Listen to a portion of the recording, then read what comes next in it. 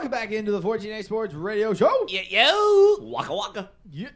All right, as always, show is sponsored by the Big Apple Sports Pals. Call them up tonight for delivery, 201-858-1075. Big Apple. All right, so this weekend, college football absolutely flipped the whole landscape upside down.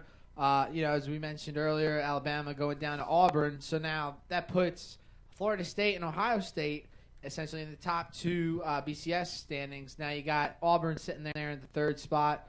They're going to take on Missouri sitting in the fifth spot. So we could have a lot of shakeup within that. Ohio State also taking on Michigan State. And that one, I guess we'll break down the Auburn-Missouri game first. And, I mean, this is definitely a game that Auburn can lose. That huge emotional win right there. It's kind of tough to top that. And then on top of that, before the Alabama game, you had the miracle against Georgia. So, it's going to be tough to pull 3 games out like that in a row. Yeah, absolutely. That Missouri team's tough. I find it interesting that, the SEC, without a doubt, they're the best conference, but you got A&M Missouri coming over from the Big 12 and play well inside that conference. But, the Missouri team kind of a little bit out of nowhere, right? No one predicted them. No one had them. But tough team. They lost the quarterback, for a while. Right. And then the freshman came in. Matty Malk came in, played well, and then Franklin came back, put him back in. I was kind of surprised when that happened just because, figure, the guy's on fire, why take him out? But, apparently it was the right move. I think Frank's a little more dynamic. But, that Missouri defense could certainly play. They got a big offensive line. Definitely a game to Auburn. Auburn, it's no layup. Absolutely not. And I think the line dictates that. I think the line's only 2 points, right? Yep. And if you look at Auburn, they've definitely progressed as a team. I think Nick Marshall's played a lot better. I think the one underrated play that Auburn-Alabama game was the score to tie it up, where Marshall looks like he's going to run the ball for the first. Oh, man. And he stays behind the line of scrimmage. You know what? I was watching that, and I was like, oh, he's over the line.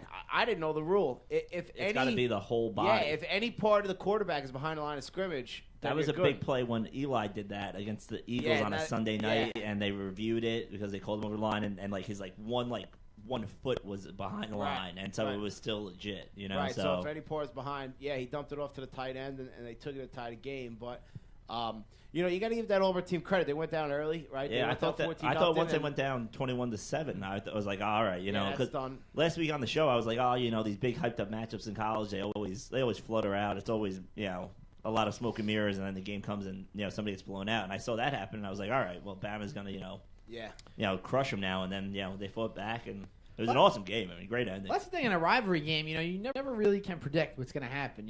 It's just different. You got kids out there playing for a stupid trophy, whatever the hell these schools embed in their minds. But these rivalry games are a lot different than your just standard regular game on the schedule. I think that has a lot to do it. And then we saw Michigan and Ohio State. Ohio State was supposed to trample over them. They're a 17-point favorite. Comes down. That was a great game, right too. down the end there with the 2-point conversion. What that call by Brady Hope. I saw you post that, and I agreed with you. I liked it, too. Why do you like going for 2 there? Well, here's the thing. For Michigan, they don't have much to lose. Again, rivalry game. You get to knock off a team that hasn't lost yet this season. Or less. In 2 years. Yeah, that's right. And I know, me and you were talking. You were saying from your take, you liked just the fact that you might not have a shot.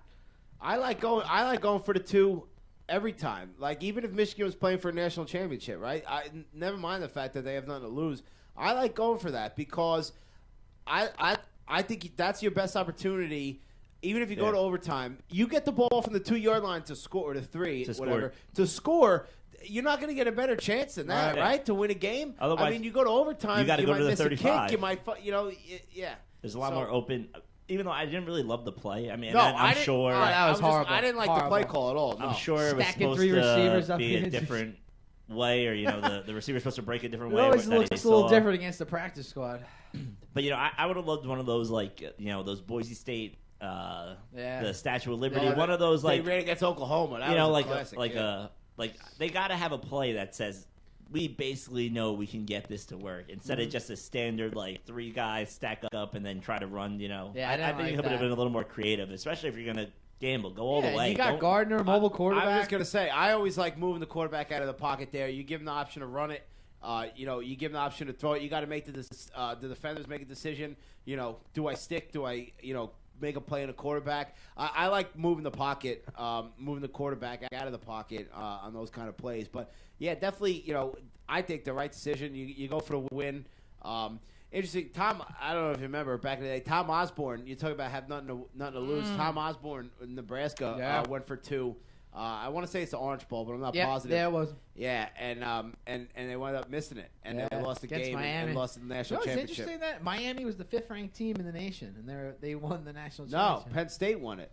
They weren't. No? Yeah, it they was weren't before the BCS. Yeah, they weren't gonna. Yeah, they weren't gonna. It was if they would have beat Miami, then they would have been clear cut national champion. But Penn State wound up winning it. Yeah. Well, they celebrated like they won the national championship. Yeah, but, I mean, huge win. But I mean, do you think that one of the SEC teams, no matter who it is this year, deserves to be in the national championship? Interesting. If you look at that Ohio State schedule, right, the Big Ten obviously down this year. Michigan is probably the 3rd best team, maybe. I don't know. I guess Michigan State's too. But if you look at Ohio State's out-of-conference schedule, too, it's a bunch of layups. It's all cupcakes. It's tough, man. I understand the thought process that says, Big Ten undefeated team has to play for the championship. Yeah. But if you want to talk about most deserving, it's clearly the team who either Missouri or Auburn, whoever wins the SEC championship. I still think Alabama should be in the game. I think Alabama's the best team, but I don't think they should be in the game. You can't have them go into the game after not playing in the championship game. Well, this happened before. I know, but I don't like rewarding them for losing, and not playing in the game. I agree. I'm just saying, overall, like if you really want to take the best teams out of this thing, Alabama is definitely the best team. Absolutely. They just got hosed because their kicker sucks and he couldn't do shit that day. I mean, this would have been a real interesting conversation for next year when they go to the 14 playoff, right? Where you would have probably had you're probably going to have the Ohio State, FSU, one of the SEC teams, and then now should Alabama go in over the other SEC team, or does Alabama get in over Auburn or Missouri, whoever loses a game? So. I mean, you're not going to have this year. It's a year away, but I feel like the SEC is like you're playing almost like an NFL schedule every week. Yeah, I agree. And I feel like those out of conference smaller market teams that come into a bowl game and can upset a team. I mean, that's nice. I mean, I know they're a good team, but 9 times out of 10 that team's losing. Yeah. And I think the SEC gets they beat themselves up a lot. And so they never, they can never get their best teams to the game. Well, they won the last 7 national championships. No. Here's an interesting scenario now. Let's say Ohio State loses to Michigan State, one of the hottest teams in the nation right now. They only lost to Notre Dame by 4 points this year.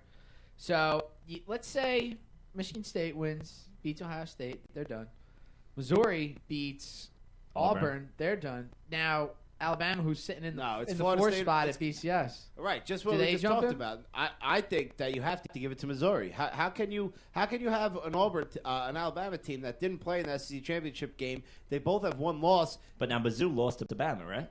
Now Mizzou lost to South Carolina. Yeah. Oh, was it? And that was with their backup quarterback. Mizzou had that game locked tight.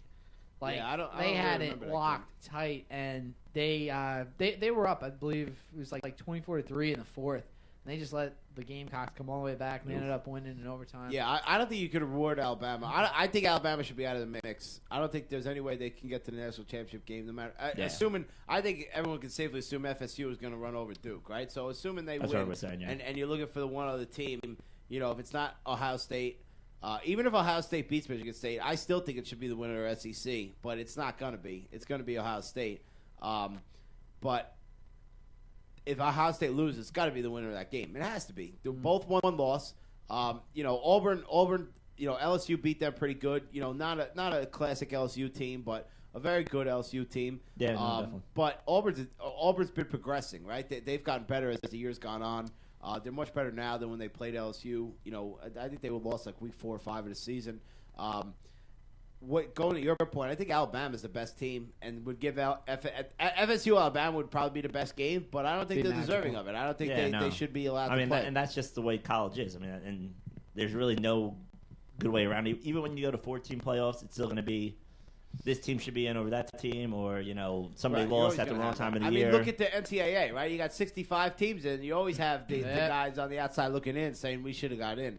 You always have that, but and I also think it stinks that you lose because of your timing of a loss. You know, like if you lose earlier in the season, it actually helps you versus losing late. It kind of makes sense because they do want to go with the hottest teams, you know, from that point forward. And but you know, it just you know, you're right, and that's the nature of the beast. And a late loss by Alabama like that, I don't think they should be in the national championship game. Although they had, remember when they lost to LSU and then wound up playing LSU for the national championship. They showed them who the better team was. Without a doubt, but it was a byproduct of the other teams losing, but. You know, the way it's set up sucks. You know, because you feel like you don't get the matchups that you want. Every year we always feel like that. I mean, you know, with the certain instances. I thought last year the way it shook out, and obviously Notre Dame got hammered, but you know the two undefeated teams, and Notre Dame played a legit schedule, beat Stanford.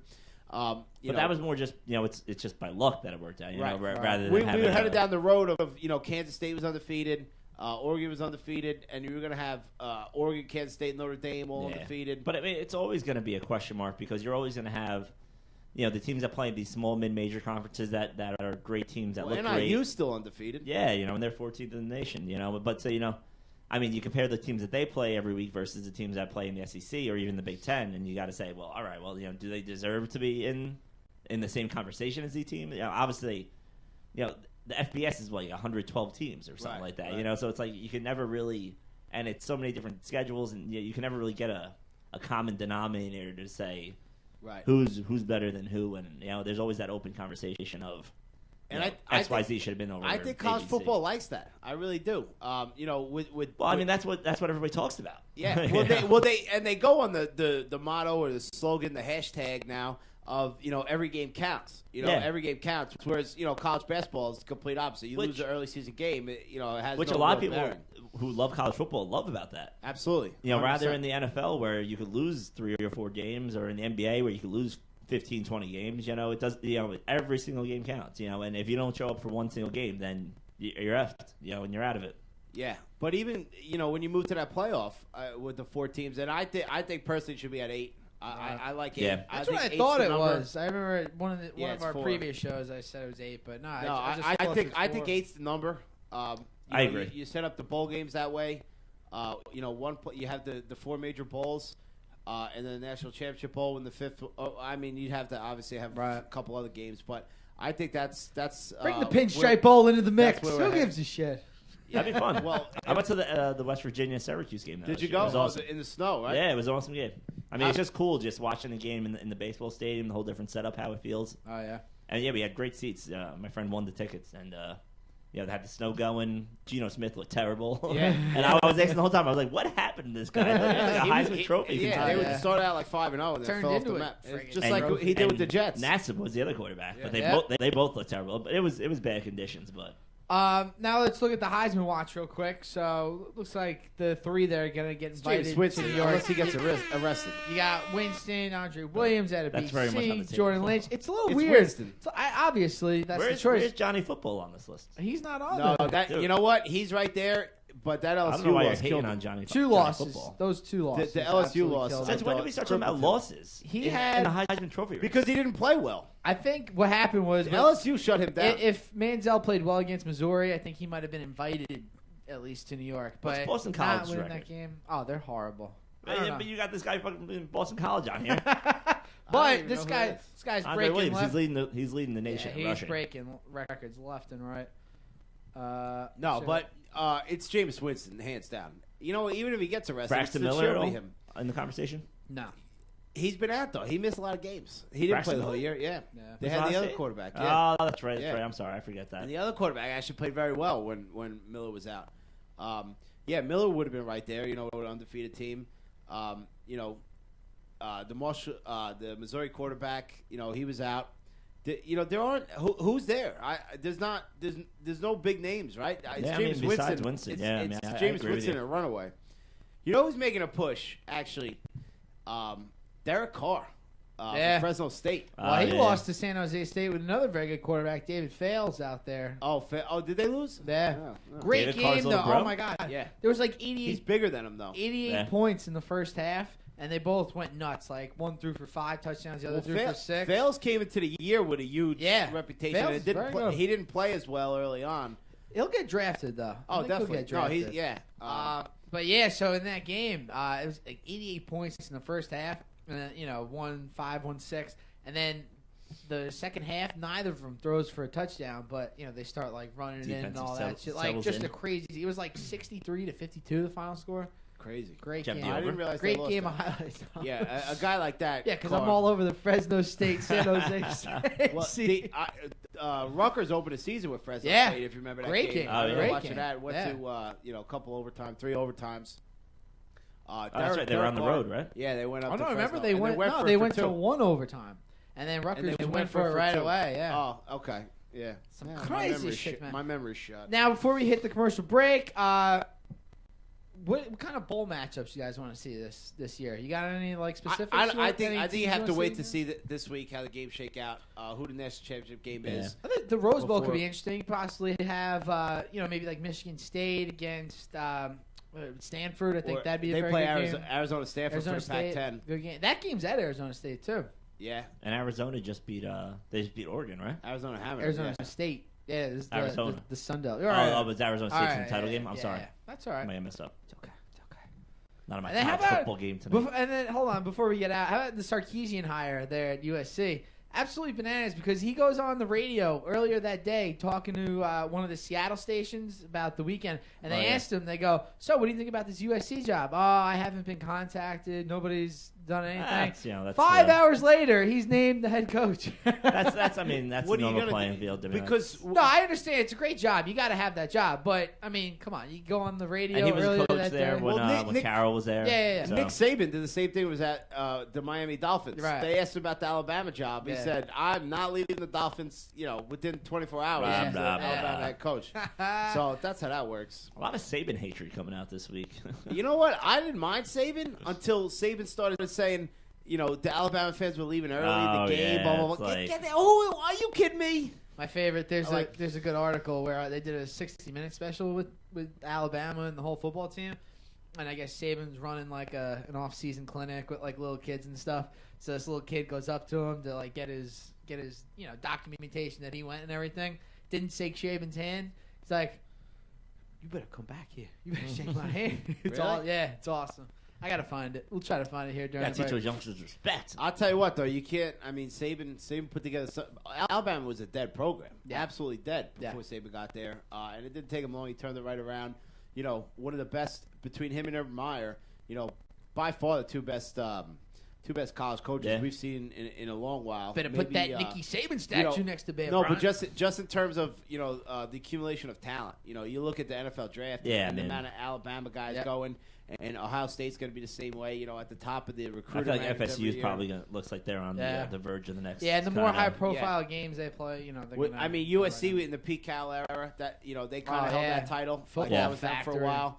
Now it's obviously Alabama is the interest. There's LSU there for a bit in between, kind of before Saban kind of took. Yeah, I feel like LSU, they never carpe diem it. Like they never took advantage of all that talent that they produced. They sure did against Notre Dame in the Sugar Bowl that one year. Oh, well, that got Jamarcus Russell a $50 million first overall pick. All right, speaking of picks, this is a good segue. Party too much down when we get back from the break, we're going to go over the mock draft that I put up on 14asports.com. We'll follow along on the internet for you folks there, and we'll do that when we get back. We're 14A Sports on 15 Minutes Fame Radio.